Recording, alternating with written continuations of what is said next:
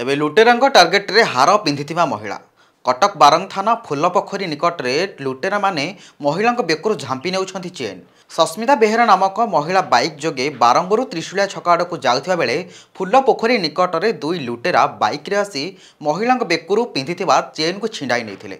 एनै महिला जनक बारंग थाना रे लिखित अभियोग जणाइथिबा बेले पुलिस एही घटनार छानभिन करुछि। तेबे दिन द्विपहरे पुलिस को खोला चैलेंज देई अपराध घटाउथिबा साधारण रे उद्वेग प्रकाश पाई।